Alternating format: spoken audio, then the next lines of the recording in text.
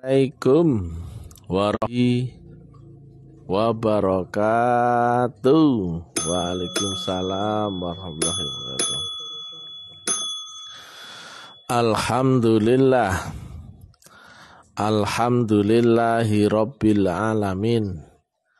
Wassalatu wassalamu ala asrafil anbiya'i wal mursalin Sayyidina wa maulana Muhammadin wa ala alihi wa sahbihi ajmain. Ketemu lagi dengan Mr. TM dengan uraian-uraian ilmiah tinggi tentang metodologi, metafisika, tasawuf, eksakta ilmiah. Bertempat di kampus Taklim Ma'rifat Gresik Balong Panggang. Judul yang kita angkat kali ini adalah beda adaptasinya antara ilmu syariat dan hakikat. Ilmu syariat adalah ilmu panca indera, ilmu akal, ilmu jasmani, ilmu yang ada di alam makrokosmos manusia. Ilmu yang ada di luar diri manusia. Makanya dia berinteraksi dengan 5 panca inderanya yang diserap oleh akal sehingga menimbulkan pikiran dan interpretasi dan sebagainya. Ini ilmu masih di luar diri manusia. Ya. Jadi ini masih ilmu yang masih sebatas duniawi, tidak bisa masuk ke akhirat, tidak bisa masuk ke diri yang rohani. Sedangkan ilmu hakikat adalah ilmu roh atau ilmu akhirat, ilmu yang ada di alam mikrokosmos, yang tadi makro sekarang mikro, ilmu yang ada di dalam diri manusia itu sendiri.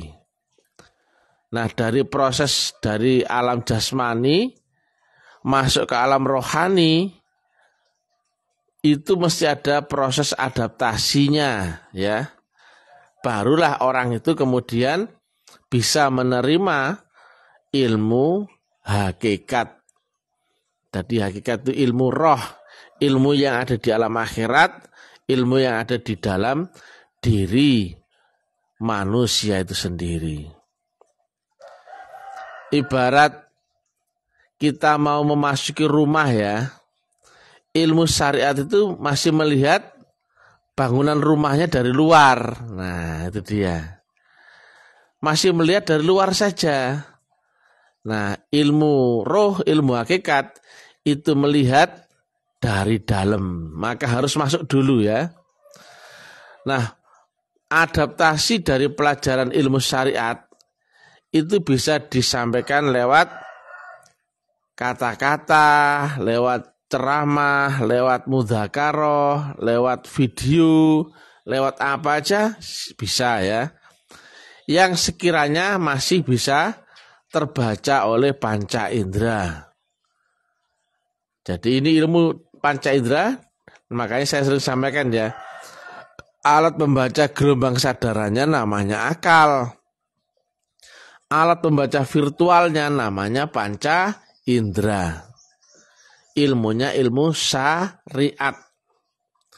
Makanya kata Nabi, ya, untuk kau kafah, ya, masuk ke ilmu jasmani dan rohani lengkap, ya, masuk Islam lengkap jasmani dan rohani, kau mesti masuk, bahasanya kan gitu.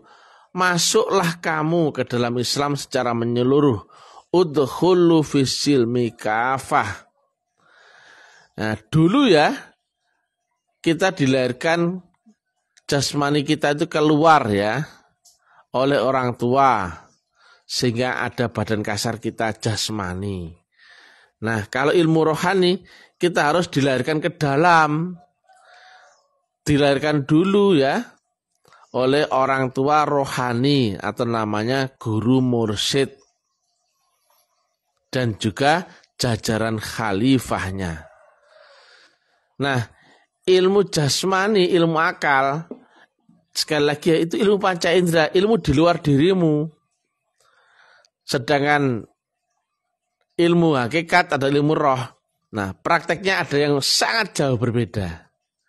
Ilmu akal, asal apapun yang kau lihat, cium, raba, dengar, dan rasakan, yang membuat interpretasi karena diolah oleh akal ya, dan pikiran, berbuah pikiran, dan interpretasi, maka sifatnya langsung ya, dimanapun kau berinteraksi, kau akan dapatkan pengetahuan. Ada bunyi dut, kentut, ada bunyi apa ya, atau rasa apa, wujud apa, semuanya langsung bisa kau serap. Itu ilmu syariat ya. Sedangkan ilmu hakikat beda. Enggak ada teori, enggak ada pengetahuan, enggak ada yang berkaitan 5 panca indera ini. Tapi kau harus masuk dulu ke alam rohani. Jadi di alam akhirat ya, jika dilihat dari dunia, itu tidak ada hukum ruang dan waktu. Tidak ada lafal dan huruf, wujud atau suara, enggak ada ya. Sekali lagi ya, akhirat jika dilihat dari sudut pandang dunia, itu tidak terdeteksi sama sekali. Atau yang biasa disebut sifatnya kodim ya. Sedangkan dunia ini baru. Jadi akhirat ketika dibahas di alam dunia, itu tak berlafal, tak berhuruf, tak berwujud, tak berupa, tak bersuara. Tidak ada jenis kelamin, tidak ada ruang, tidak ada waktu loh. Maka ya, akhirat jika dilihat dari ilmu dari sudut pandang dunia, itu abstrak, nggak terdetek oleh panca inderamu atau akalmu. Maka tidak ada seorang pun yang bisa mengurai akhirat jika, nah ini, dia belum memasukinya. Nah, berarti ilmu akhirat itu adalah praktek dulu baru muncul pengetahuan. Nah ini dia ya. Kalau tadi ya ilmu syariat berinteraksi dulu dengan panca indera, maka muncul pengetahuan. Tapi masih relatif karena akal itu relatif, apalagi ilmu turunan akal. Dari 100% akal menyerap ilmu kan nggak semuanya. Kadang ada yang nggak cocok dengan akalnya. Kemudian atau nggak bisa diterima akal. Berarti kan hanya sedikit yang bisa diterima oleh akalnya. Berarti ilmu pengetahuan akal itu turunan daripada akal, maka lebih relatif lagi. Nah, berbeda dengan ilmu rohani ya, ilmu hakikat itu wajib praktek dulu baru ada pengetahuan. Nah kalau ibarat gini loh, coba ambilkan itu pun benda itu loh. Nah itu ya. Nah, kalau ilmu syariat ya, nah seperti ini ya, melihat ini adalah ini teori ya, karena bisa kau tangkap dengan panca inderamu. Kita membahasnya dari luar ya, tapi kalau ilmu hakikat ya, ibaratnya ini ya, kau makan dulu, baru kau bisa ceritakan rasanya. Maka harus hakul yakin dulu, kau alami empiris, baru kau ketemu pengetahuan. Nah, maka berbeda ya. Seorang ahli syariat pasti membutuhkan dalil, membutuhkan rujukan nalar ya, untuk membenarkan teori pengetahuannya. Sedangkan ilmu hakikat kau alami, maka yang paling bisa dipertanggungjawabkan adalah pengalamanmu sendiri, bukan kata orang. Nah ini dia ya.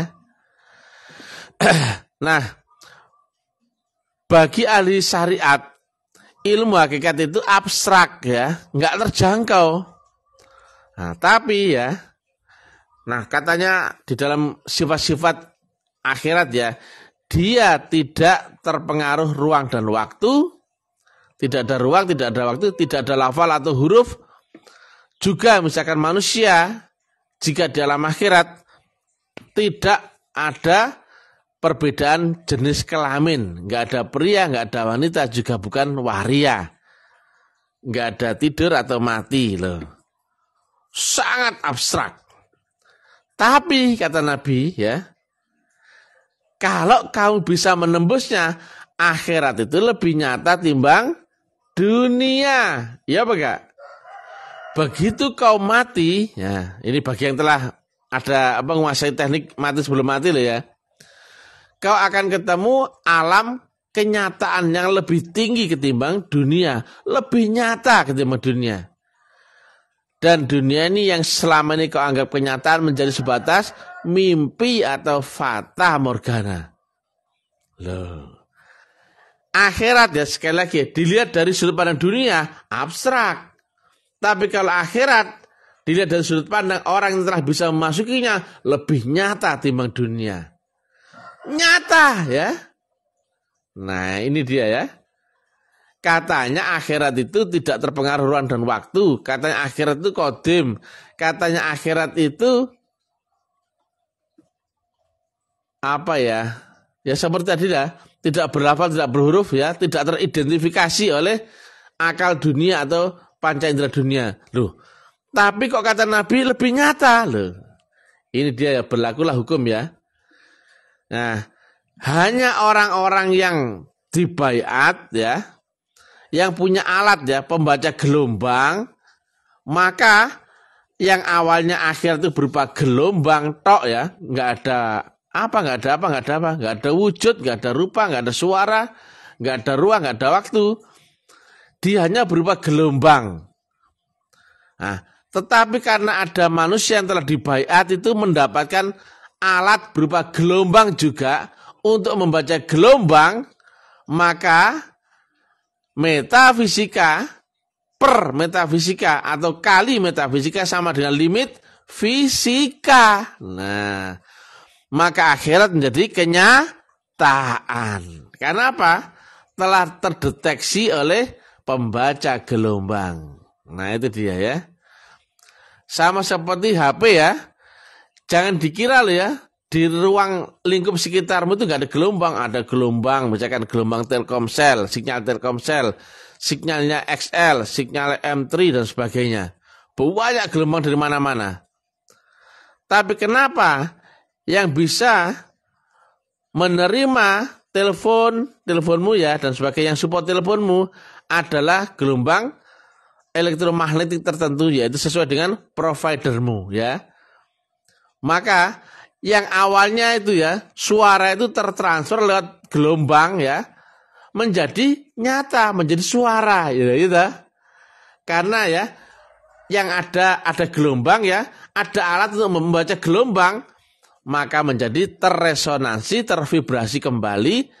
Makanya ada speaker ya, diubah menjadi suara kembali itu gelombang. Maka menjadi suara. Halo, Assalamualaikum. Padahal orangnya nggak di dekatmu ya. Orangnya 100 kilo jauhnya jarak darimu. Nggak kelihatan.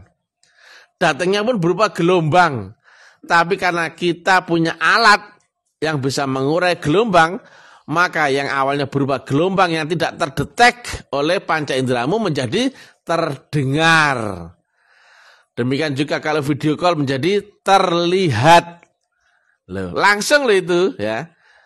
Awalnya abstrak ya, tapi karena punya alat pengurainya, alat membaca gelombangnya, maka sinyal tadi ya bisa menangkap gelombang dan bisa mengurai menjadi terresonansi, tervibrasi menjadi suara kembali atau menjadi video call bagimu.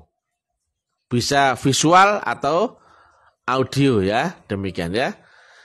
Nah, itulah gambaran ya. Jadi manusia yang tidak punya alat membaca gelombang akhirat, dia nggak akan ketemu kenyataan akhirat. Makanya harus masuk dulu, baru kau ngerti melihat akhirat dari dalam, bukan dari luar. Nah, selama kau tidak masuk udkhulu fisilmi kafah, nggak dibaiat, kamu hanya melihat ilmu secara syariat. Berapa banyak ulama yang keliru tentang ini? Karena apa? Dianggapnya akhirat itu nanti. Keliru. Harusnya adalah akhirat itu alam yang paralel. Akhiratnya abadi. Dunianya hanya sebentar selalu atau baru. Harusnya baru itu bagian kecil dari yang abadi. Betul nggak? Baru yang berepisode-episode itulah ya yang kemudian masuk tersubstitusi ke alam akhirat yang kekal. Harusnya begitu ya. Jadi bukan nanti, bahasanya keliru ya. Nah, jadi untuk bisa membaca akhirat harus dibaiat. Harus mendapatkan alat membaca gelombang akhirat ya. Nah, sekarang paham kan ya? Nah, itu harus masuk dulu, bisa melihat dari dalam ya. Makanya yang telah dibaiat ya, ada alat membaca virtual panca inderamu ya. Ada alat membaca gelombang namanya akal. Akal itu secara zahirnya pusat kontrolnya di otak. Nah, tetapi kalau sudah dibaiat, kalian kan punya pembaca gelombang yang kedua, yaitu di kolbu. Nah, ini membaca virtualmu atau interaksi dengan panca indera. Tapi ini adalah alat membaca gelombang ya. Dimensi roh adalah dengan alat membaca yaitu nur kitab dan nur iman yang di Asrul 52. Nah, ini yang di akal tadi hanya sebatas fata morgana. Baharu, relatif. Yang asli malah yang ini. Yang dibalik kolbu bagi yang telah dibaiat. Maka ya, jika metafisika per metafisika ya, maka sama dengan limit fisika. Berbeda kalau orang yang awam yang belum baiat, maka rumusnya adalah fisika per fisika sama dengan fisika. Atau fisika kali fisika sama dengan fisika. Jadi dunia ini adalah kenyataan bagi ahli dunia. Karena apa? Terbaca oleh panca indera dan akal. Kenyataan. Tapi akhirat pun nanti ya, jika rumusnya ketemu ya, yang awalnya akhirat adalah metafisika di atas alam fisika akal ya, nggak terjangkau ya, tidak teridentifikasi ya, tidak terpengaruh ruang dan waktu, tak berlafal, tak berhuruf, tak berjenis kelamin, tak tidur, tak mati. Dia berupa gelombang abstrak, dilihat dari kajian syariat, abstrak itu akhirat. Tapi kalau kau bisa masuk menembus dari dalam ya, udkhulu fisilmi kafah, maka kau punya alat untuk membaca gelombang abstrak tadi menjadi kenyataan, sama seperti sinyal ya. Sinyal handphone ya. Provider apa itu bisa membaca gelombang yang dikirim dan dipancarkan dari sana ya. Enggak nampak itu awalnya. Suara orang yang datang itu ya, telepon ke orang ya. Kan kamu sebelah orang yang bertelepon. Datangnya itu kan enggak kelihatan, enggak terbaca oleh panca indera. Tapi karena tersaring lewat frekuensi yang sama yaitu channel ya, lewat gelombang elektromagnetik, kemudian HP-nya ini punya alat menangkap ya, makanya ada uplink dan downlink, kemudian gelombang itu terurai, terresonansi, tervibrasi, kemudian dirubah secara elektromagnetik menjadi suara kembali oleh speaker. Nah, itu. Maka awalnya berupa gelombang menjadi suara yang kau dengarkan. Demikian juga video ya, video call demikian ya. Prinsipnya seperti itu ya. Nah, semua pun demikian ya. Semua hubungan antara uplink dan downlink harus punya aplikasi yang sama. Misalkan ya dulu televisi nggak bisa dipakai untuk radio, betul ya? Televisi analog lawas ya. Nah, tetapi kalau televisi smart bisa dipakai untuk radio. Karena apa? Ditanamkan program aplikasi radio sehingga bisa menangkap gelombang radio. Bisa menangkap remote jarak jauh. Bisa terconnecting dengan internet. Nah, dulu kan enggak ya. Jadi begitu ya. Jadi manusia itu untuk bisa membaca gelombang akhirat harus di-upgrade. Harus dibaiat. Baru ketemu akhirat jadi kenyataan. Maka ya, seorang ahli syariat hanya pintar cerita. Karena dia hanya tahu pengetahuan lewat di luar dirinya. Dia bukan pelaku. Yang dilihat, cium, raba, dengar dan rasakan itu masih ilmu yakin. Ilmu yakin tertolak, kata Nabi. Anil yakin tertolak, harus kau alami hakul yakin, ya. Maka ini adalah pendekatan ilmu hakikat, bukan ilmu syariat lagi. Jadi ilmu syariat itu masih tertolak, ya. Tertolak, ya. Nah, demikian juga kalau ada ya ulama, kiai, ustadz, gus atau habib atau mursyid ya, yang dikit-dikit bacaannya ayat saja, dalil saja rujukannya, berarti dia cenderung bukan pelaku, bukan pemain. Dia masih melihat ya teorinya. Dia masih melihat kajian secara panca indrawinya. Tapi kalau seorang hakikat, dia tidak butuh lagi kitab catatan tertulis ya. Kitabnya adalah kata-katanya sendiri karena dia berdasarkan pengalaman ya. Sama seperti ya, orang lain menduga rasanya seperti apa ini. Ini bukan kacang, misalkan ya. Ini bukan kacang tanah, bukan kacang kapri ya. Nah, kalau kamu nggak pernah makan ini, kamu hanya akan ada dugaan rasanya seperti apa ini. Ini kacang apa, Bun? Ini kacang almond ya. Nah, hanya orang yang sudah bisa makan begini, baru dia bisa menceritakan rasanya. Jadi hakikat pengalaman dulu baru ada pengetahuan ya. Lewat pengalaman di dalam alam akhiratmu dulu, di dalam dirimu. Nah, kalau ada orang ceramah kok isinya kok dalil saja, berarti dia bukan pelaku. Dia masih ahli teori yang membaca dari bacaan kitab. Jelas sekarang ya? Sekali lagi ya, akhirat itu abstrak, tidak terjangkau oleh panca indera dan akal.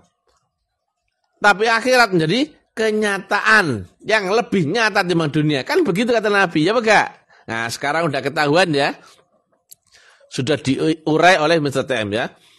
Begitu kau mati, kau akan ketemu kenyataan yang lebih nyata timbang dunia. Loh, lebih nyata.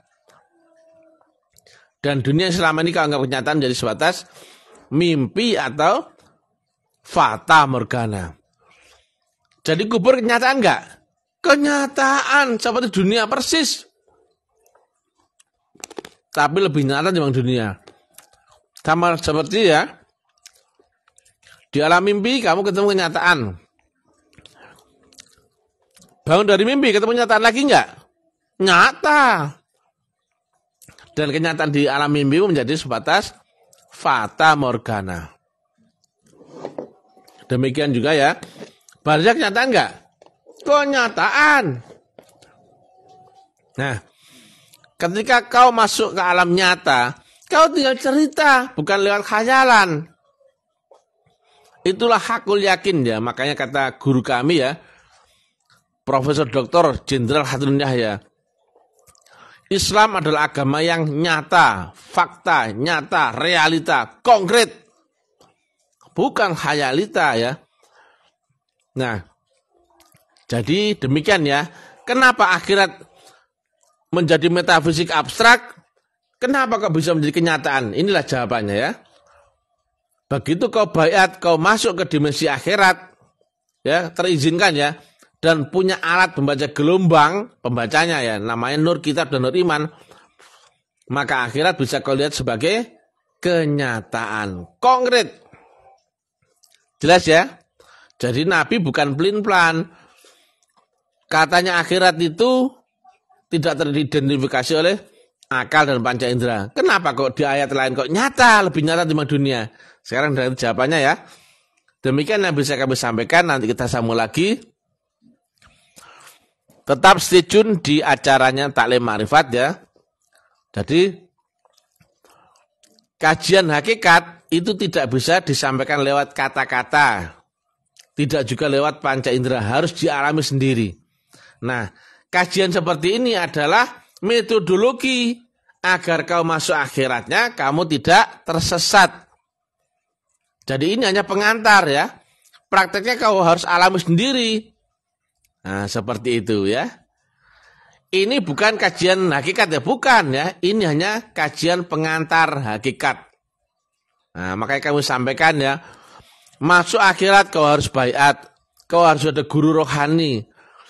Undang-undangnya begini, rumusnya begini, jalannya begini, prosesnya begini. Kami terangkan semua agar memasukinya kamu tidak tersesat ya. Jadi pelajaran hakikat ya, yang disampaikan lewat kata-kata itu hanya memasuki alam hakikat. Di alam hakikat itu sudah nggak ada lagi saya, nggak ada. Yang ada adalah dirimu sendiri. Saya hanyalah ayat bagimu ya. Lainnya lenyap, yang ada adalah dirimu sendiri. Makanya kata guru kami ya, Profesor Kadrun Cahya ya, manfaatkan waktu duniamu ya. Saat guru ada, rasul ada, mursyid ada, aulia ada. Kalau kau sudah masuk ke alam hakikat, alam akhirat, yang ada hanyalah dirimu sendiri. Demikian. Bila taufiq wal hidayah, bila ridhol inayah. Stay tune terus di Taklim Marifat ya, karena ini ilmiah ya, logik tinggi dan bisa dibuktikan ya. Wassalamualaikum warahmatullahi wabarakatuh.